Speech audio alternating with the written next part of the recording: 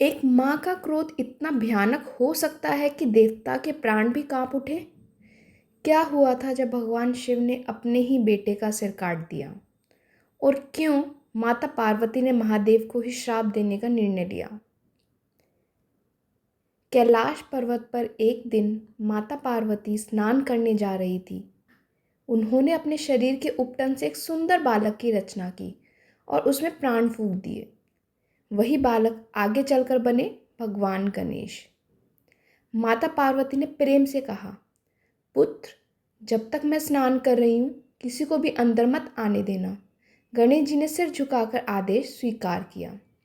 कुछ समय बाद भगवान शिव कैलाश लौटे। उन्होंने द्वार पर एक अनजान बालक को खड़ा देखा। शिव जी बोले, बालक, मार्ग छोड़ो, मुझे अंदर जाना है। लेकिन गणेश जी ने दृढ़ स्वर से कहा, माता की आज्ञा है, बिना अनुमति के कोई अंदर नहीं जा सकता। भगवान शिव को यह बात पसंद नहीं आई। उन्होंने समझाने का प्रयास किया, लेकिन गणेश जी अपनी बात पर अडिग रहे। धीरे धीरे विवाद बढ़ने लगा। देवताओं ने भी गणेश जी को हटाने की कोशिश की, पर वह अकेले ही सब पर भारी पड़ गए। तब भगवान शिव को बड़ा क्रोध आया और क्रोध में आकर उन्होंने अपने त्रिशूल से उस बालक का सिर धड़ से अलग कर दिया।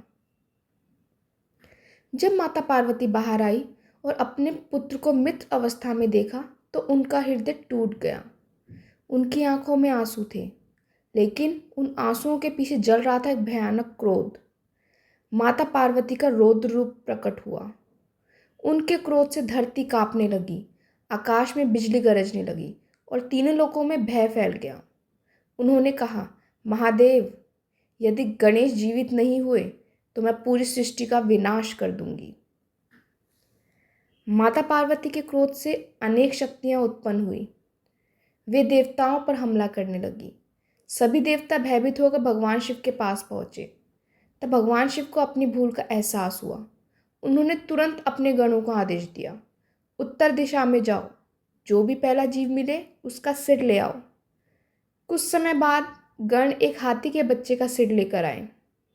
भगवान शिव ने वह सिर गणेश जी के धड़ पर लगाया और उन्हें पुनर्जीवित किया।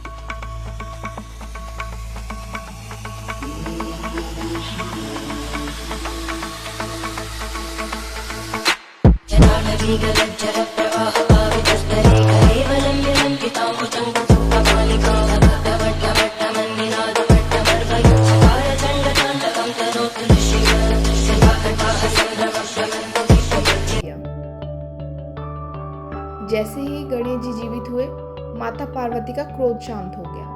तब भगवान शिव ने घोषणा की, आज से गणेश सभी देवताओं में प्रथम पूजनीय होंगे। किसी भी शुभ कार्य से पहले इनकी पूजा होगी। इसी कारण आज भी हर पूजा, हर शुभ कार्य भगवान गणेश के नाम से ही शुरू होता है। एक माँ का प्रेम सृष्टि बना भी सकता है और मिटा भी सकता है, और यही कहानी हमें बताती है माता पार्वती का क्रोध भी उनके प्रेम जितना शक्तिशाली था। अगर आपको भी ऐसी रहस्यमय पौराणिक कथाएं पसंद हैं तो चैनल स्टोरी युग को अभी सब्सक्राइब करें, क्योंकि यहाँ सिर्फ कहानियाँ सुनाई नहीं जाती, महसूस